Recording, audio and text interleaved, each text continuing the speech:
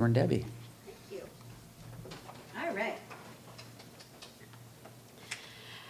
That song was perfect because that's what we're going to talk about this month. That knowing that the wings are just so supported by those wings of the one.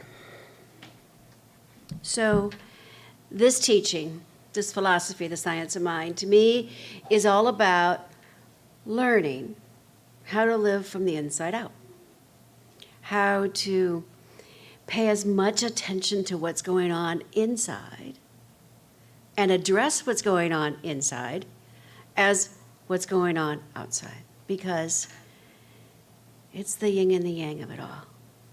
And when I am able to be in alignment with me, when I'm feeling good on the inside because I'm doing my work on the inside, life out there is so much sweeter, right? And we all know why. We know why because when we're walking the pathway in divine partnership with our soul, with spirit, when we are on a journey in life and we know we're fully supported and we're joyfully looking forward to what's next, when we recognize and set the intention for our course of life to be in conscious connection, then it's like a perfect summer day. It's just perfect. And we've all had days, maybe weeks, maybe months, some maybe years, where that's been the case, right? That, it just seems like it's all unfolding in right and perfect order. And it is always all unfolding in right and perfect order. And if we don't like what that right and perfect order is looking like, then it's time to go back within. It's time to start asking those questions and doing that work at a deeper level so that the outside truly does reflect the inside and we're not sending mixed messages. So this month, we're going to look at that idea of how we're going to remind ourselves of some spiritual tools that we can use from this teaching to focus on the inside and allow it to reflect the outside in that divine way.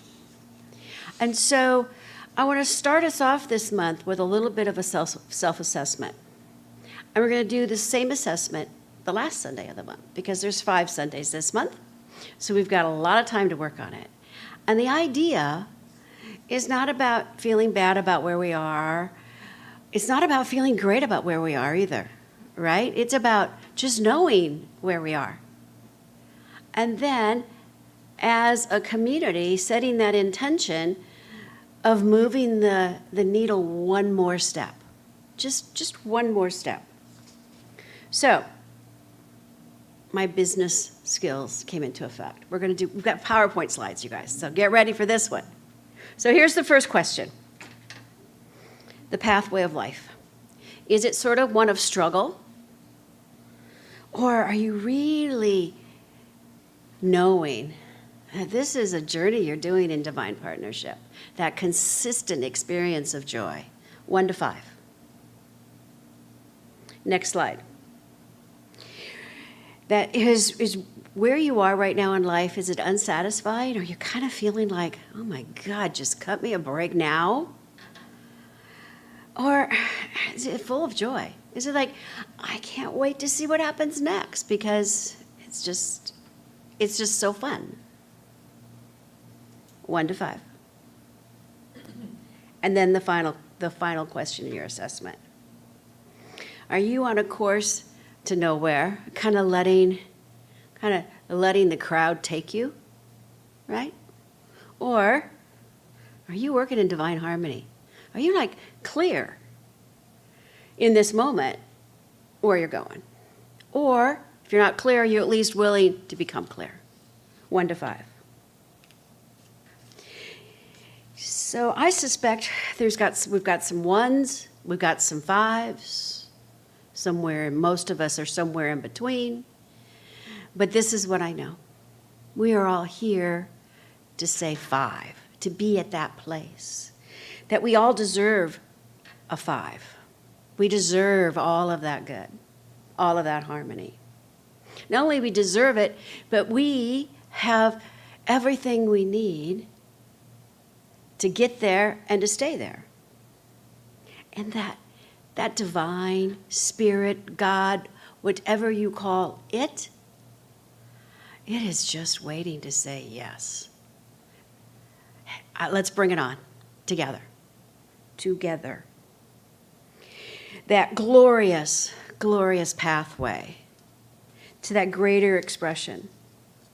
That journey that is filled with joyful anticipation, like I can't wait to see what's next. Knowing that sometimes it's not so good, but it's all going to work out okay. And being totally aware that we're consciously creating whatever we're experiencing. How is that for freedom? We have the freedom to consciously choose our experience. And if we're not liking it, we get to consciously choose again and again and again.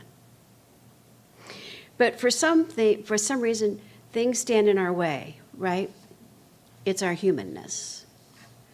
But sometimes, at least for me, it's also my spiritualness. You know, it's like my willingness to be supported by the divine instead of trying to fix it, control it, navigate it.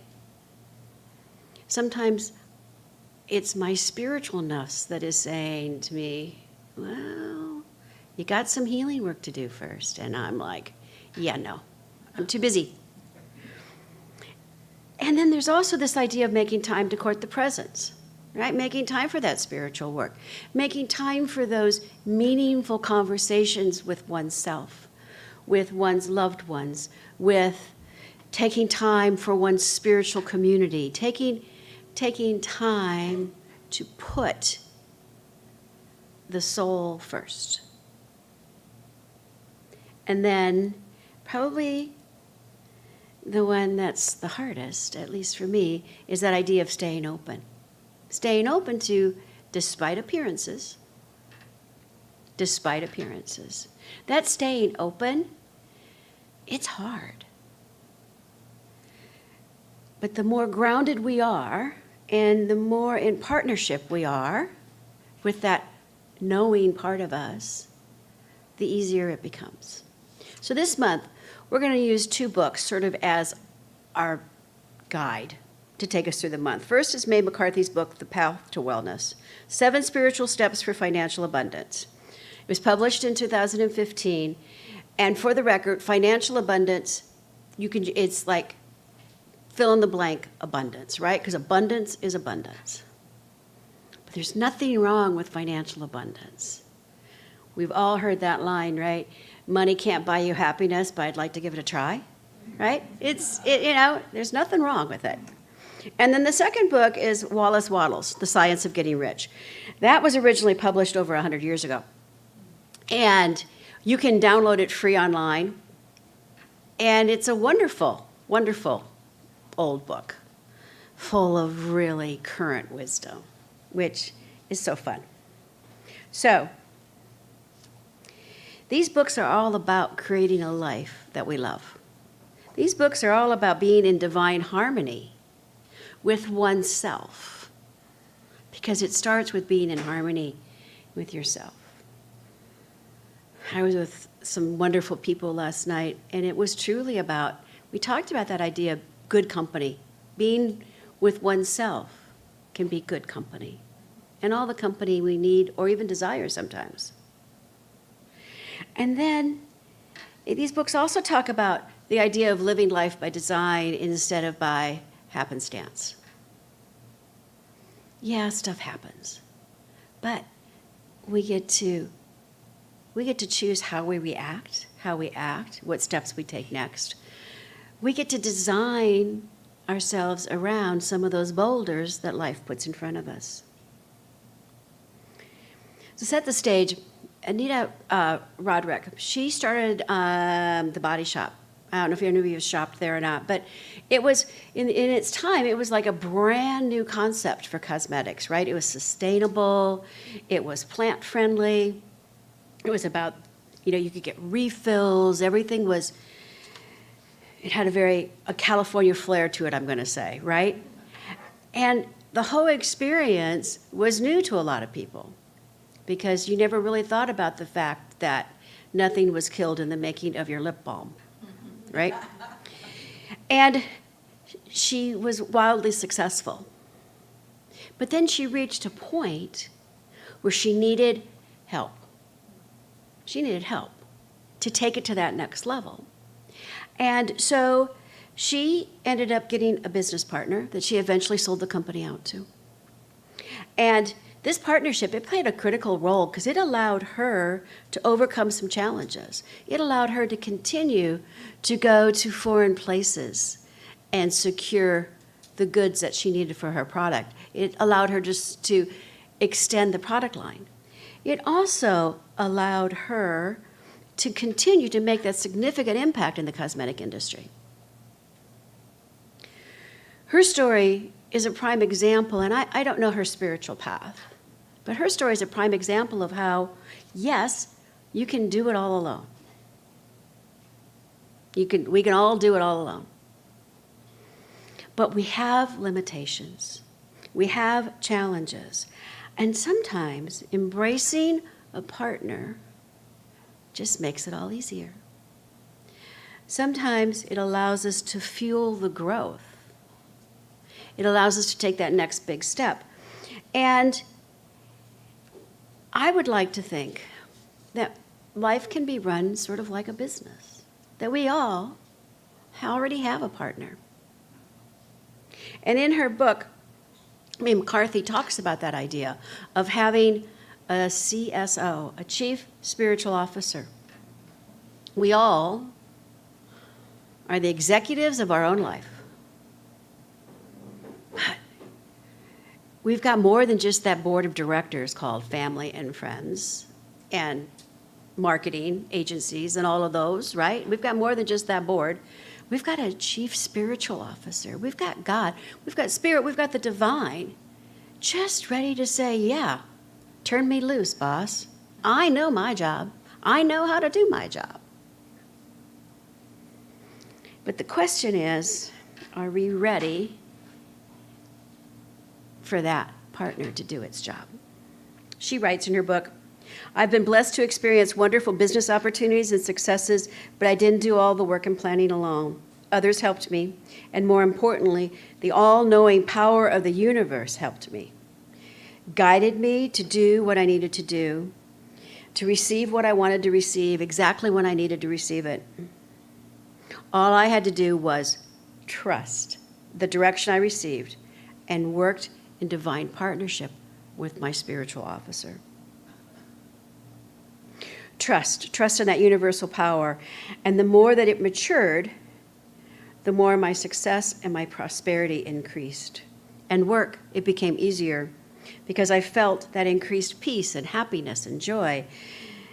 It didn't seem like a burden. Work seemed like a wonderful expression of myself.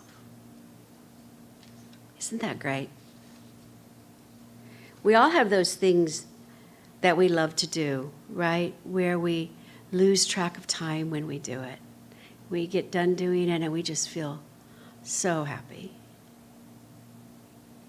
What if that was how we made our living? What if that is how we went through our life, seeking those kinds of experiences and sharing them and allowing us to be those change agents?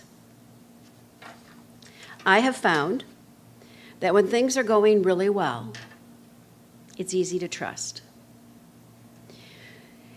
And the more I trust when things are going well, the more time I spend in my spiritual practice, the more time I spend in connection with my soul, the more I'm willing to do some of the deeper inner work when things out here are going well. When things aren't going so well, it's so much easier to step into that place of trust. if I've done my spiritual work, when things aren't going so well, it's so much easier for me to remember that truth, that I am in this divine partnership. That it may look like a 2x4, but that's just an appearance and it's not my truth, right? When we proactively cultivate a partnership with the divine, with whatever you call it, when we do it consciously, consistently, and intentionally, even when things are going great, then when things start to go south, it seems to just be a little easier. So, let me share with you what's ours to do. There's only 4 things that are ours to do. Decide what we want. Ernest Holmes writes, consciousness must be conscious of something.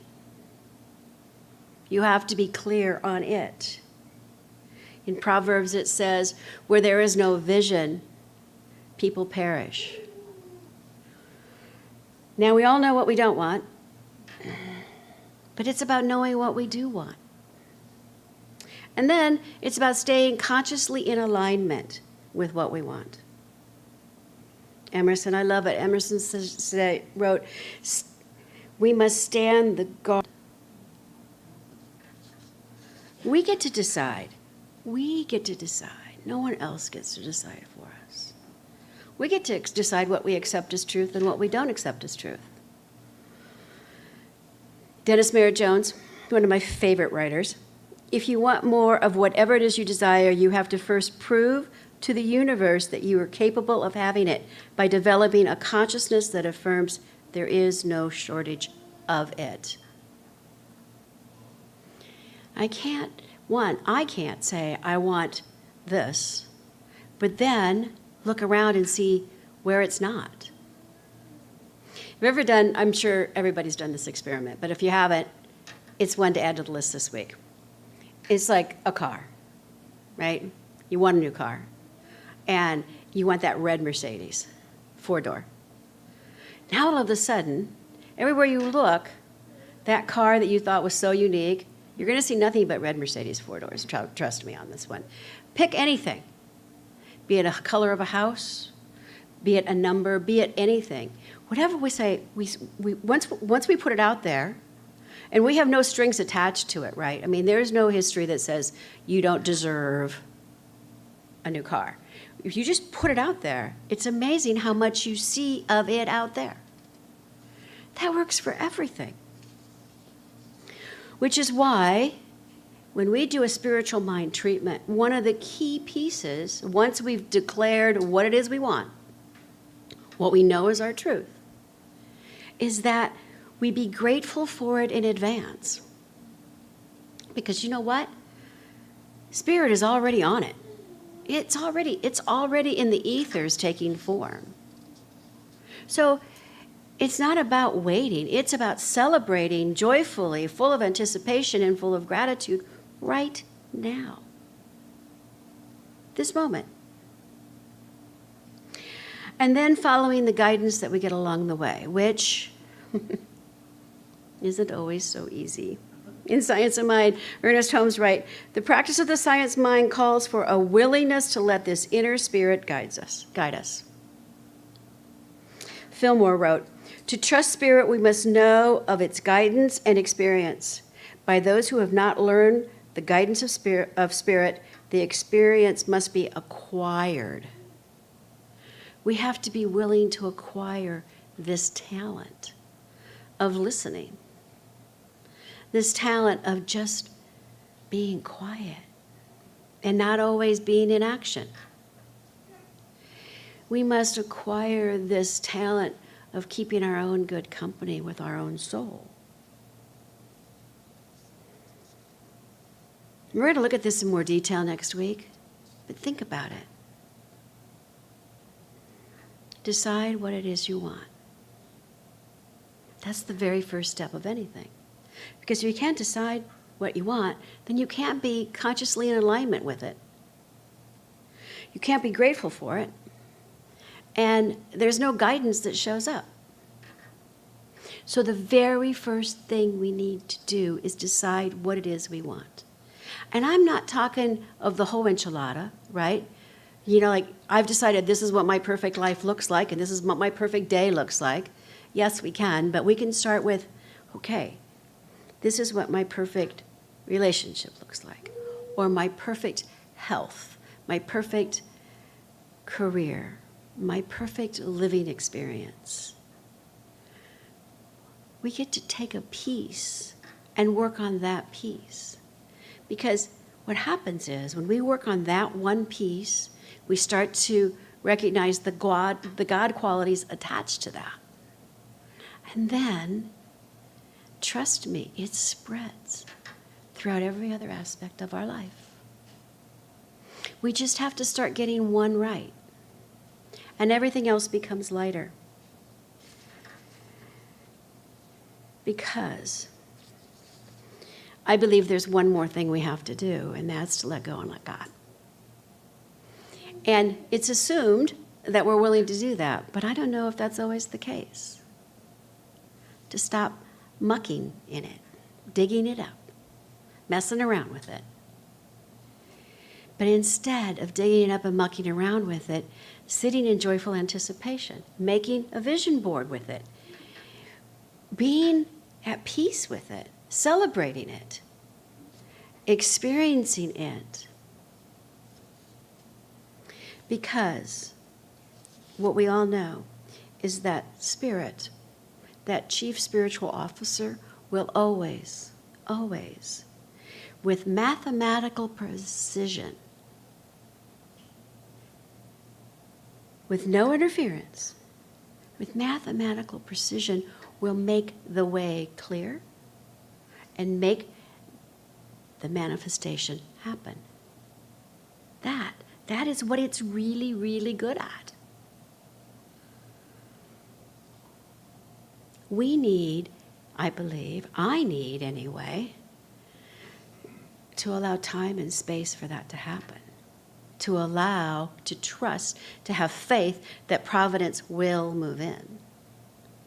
And it'll be so much sweeter than I could have ever thought possible.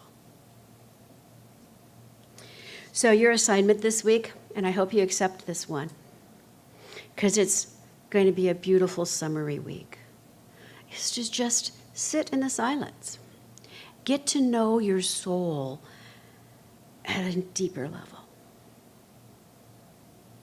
Keep that really good company and allow that inner ear to really tune in. Because that lifelong partner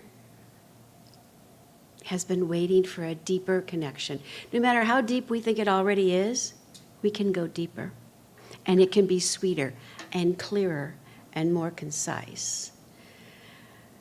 Your assignment this week is to just take a breath. Just take a breath in the quiet and sit with it. And know that you are breathing in, through, and as spirit. How powerful are we when we remember that? In closing, I want to share something I saw online this morning that just sort of made me pause. Let July be July. Let August be August. And let yourself just be in the uncertainty. You don't have to fix everything. You don't have to solve everything. And you can still find peace and grow in the wild of the changing things around you. This week, let's find that peace within and let's listen to see what's next, because it's going to be so glorious. And that is the truth. And so it is.